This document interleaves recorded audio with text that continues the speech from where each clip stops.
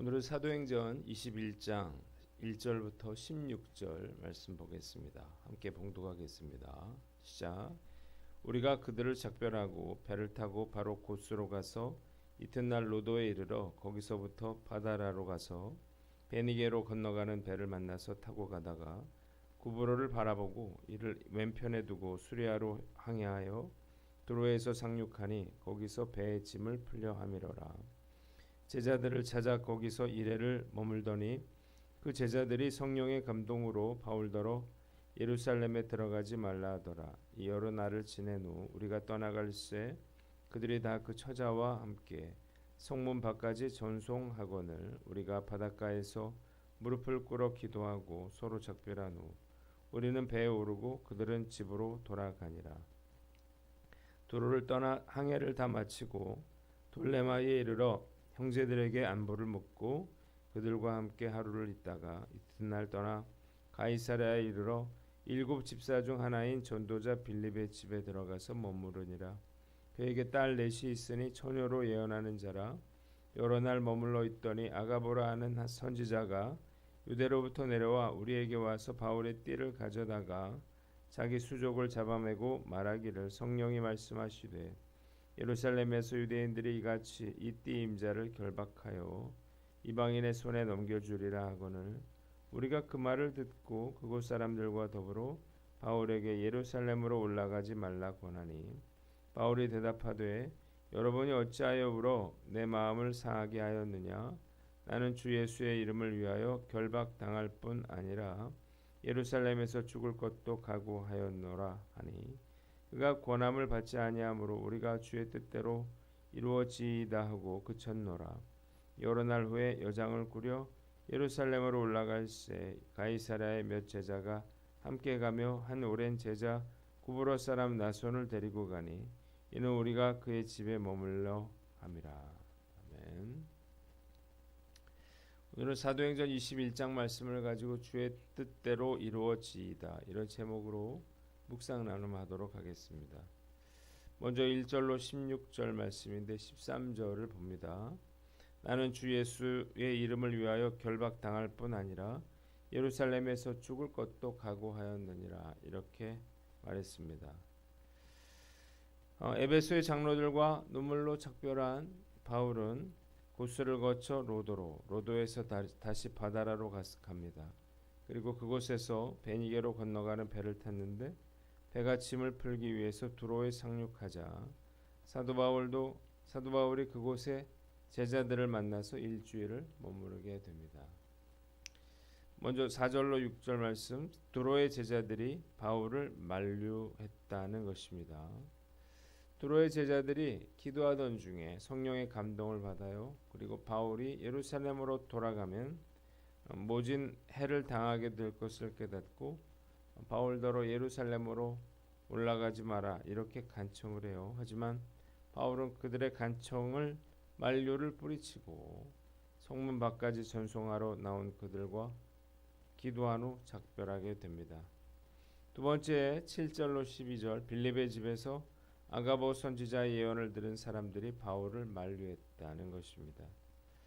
장애를 마친 사도 바울은 돌레마이에 잠시 들러서 형제들의 안부를 묻습니다. 가이사르로 가서 7 집사 중 하나인 빌립 집사의 집에 머무르게 되는데 그러던 어느 날 유대에서 아가보 선지자가 내려와서 성령께서 보여주신 바를 전해요. 그럼 바울의 허리띠를 가져다가 자신의 손발을 묶으면서 예루살렘으로 가면 유대인들이 이같이 바울을 결박하여 이방인들에게 넘겨줄 것이라 이렇게 말합니다. 아가보 선지자는 예루살렘 출신으로 이미 안디옥에서 천하가 크게 흉년들리라 이렇게 예언을 했어요. 그리고 이 예언은 로마 황제 글라우디오 때 이루어집니다. 이런 그가 바울이 예루살렘에서 체포될 거라 이렇게 예언하고 있는 거죠. 이 말을 듣고 그곳에 있던 모든 사람들 바울과 동행하던 그러한 동역자들까지 모두 바울의 예루살렘 행을 간곡하게 그렇게 만류하고 있는 것입니다. 세 번째 13절로 16절 바울이 형제들의 만류를 거절하고 예루살렘으로 올라갔다는 거예요. 바울은 형제들에게 너희가 왜 울어서 내 마음을 상하게 하느냐 이렇게 말한 뒤에 자신은 주 예수의 이름을 위해서 결박받을 뿐이며 예루살렘에서 죽을 것도 각오했다 이렇게 말하면서 그들의 만류를 뿌리칩니다. 그제서야 제자들은 바울이 예루살렘에서 사로잡히는 것이 곧 주의 뜻임을 알고 그 뜻하심대로 이루어질 것을 위해서 기도합니다. 바울은 그곳에서 며칠을 지낸 뒤에 예루살렘으로 올라가는데 함께 간 가이사랴의 제자들이 나손이라고 하는 사람에게 그를 데려다 주었습니다. 본문이 주는 교훈이 몇 가지가 있는데 첫 번째 하나님의 뜻을 분별하라는 것입니다. 한번 따라해 봅시다. 하나님의 뜻을 분별하라. 우리가 살아가면서 수많은 선택의 기로에 서게 됩니다.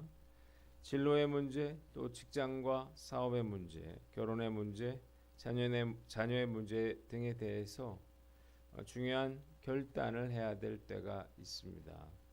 이럴 때 가장 중요한 것은 하나님의 뜻이 무엇인가를 우리가 파악하는 것입니다. 내 뜻이 아니라 하나님의 뜻이 무엇인가를 우리가 정확하게 파악해야 하는 것입니다. 제자들은 사도 바울이 예루살렘 성에 들어가는 것이 바로 그가 붙잡히는 길이고 또 결박되는 길이라고 하는 사실을 알았어. 이것은 성령께서 그들에게 알려주신 것이었습니다. 그래서 바울이 예루살렘 성으로 들어가지 못하도록 그렇게 만류했죠. 그러나 그들이 알지 못한 것이 있었는데 바울이 예루살렘 성에서 결박되는 것 이것이 하나님께서 허락하신 것이라는 것이었습니다. 자, 중요한 것은 그가 예루살렘으로 가면 결박과 환란이 그를 기다리고 있다 이렇게 말씀했지만 성령께서 그에게 가지 말라고는 그렇게 말씀하시지 않았다는 것입니다. 사도 바울에게 예루살렘으로 가지 말라고 말한 사람들은 바로 제자들이었습니다. 바울을 위한 그런 인간적인 생각으로 결박과 환란이 기다리고 있는 예루살렘으로 가지 말라 이렇게 권했지만 이것은 주님의 뜻은 아니었어요. 그래서 우리는 주님의 뜻이 무엇인가를 정확하게 잘 분별할 수 있어야 하는 것입니다. 자, 우리가 주의할 것은 주님의 뜻을 이익과 손익의 관점으로 생각해서는 안 되겠다는 것입니다. 제자들이 바울을 만류했던 이유가 무엇인가?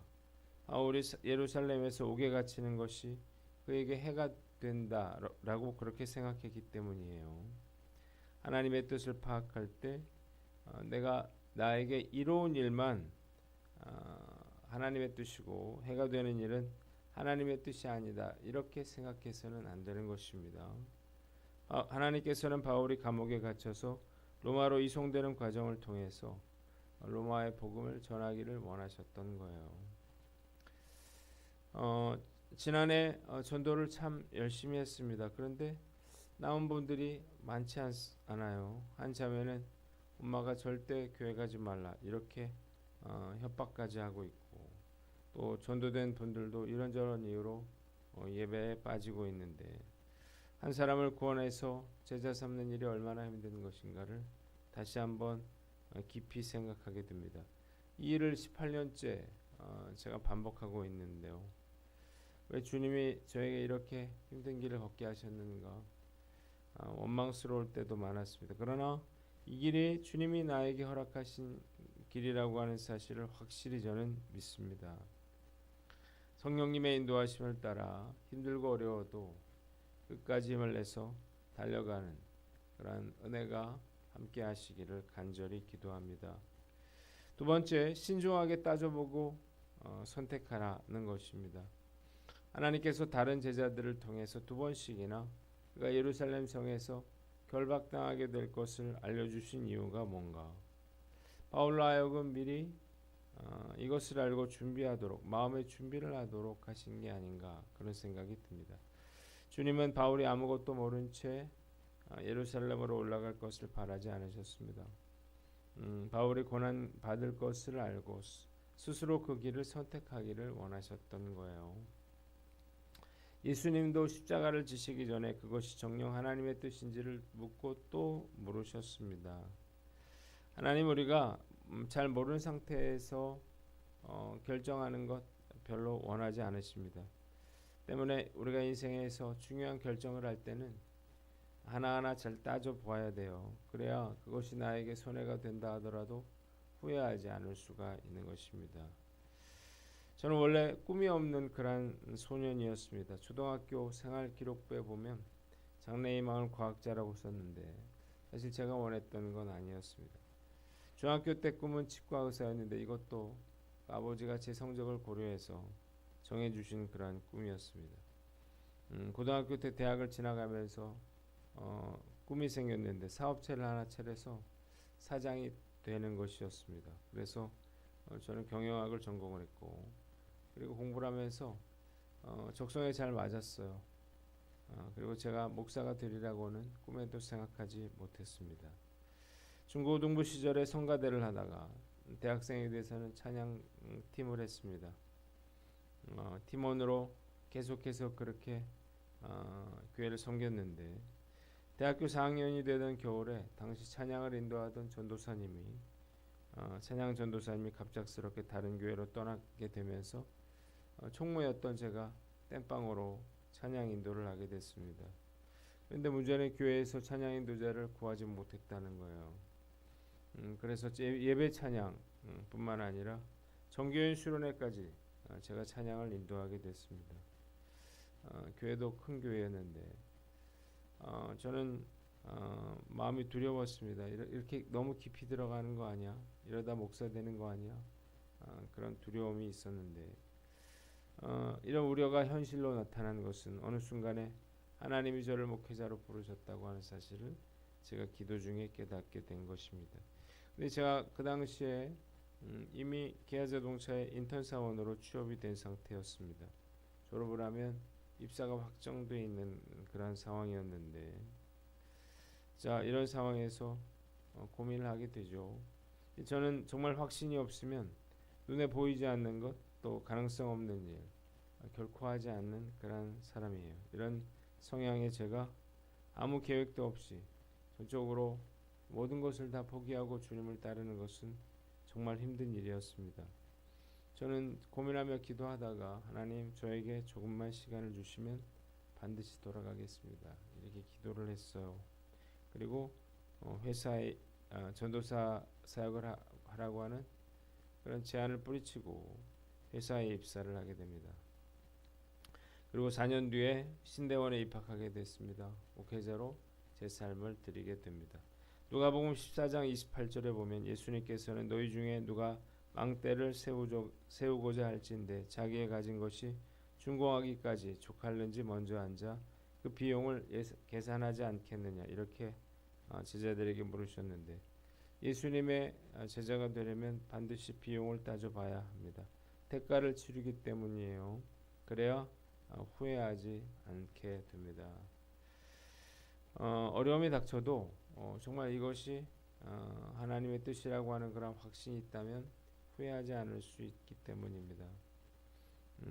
나는 어떤가 한번 스스로를 살펴보고 우리가 경솔하게 선택해서 후회하지 않도록 이것이 하나님의 뜻인가를 확신할 때까지 하나님께 또 묻고 물어 하나님의 뜻을 분별하는 저와 여러분들 되시기를 주님의 이름으로 축원합니다.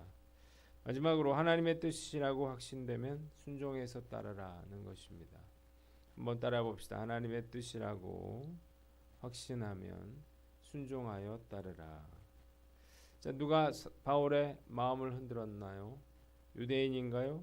로마 군인인가요? 아니에요. 그가 가장 사랑했던 제자들이 그의 마음을 상하게 했습니다. 아가보의 예언과 사람들의 만류는 바울의 마음을 몹시 흔들어 놓았습니다. 사랑하는 모든 사람들은 예루살렘에서 바울을 기다리고 있는 일들로 인해서 마음 아파하고 눈물을 흘렸습니다.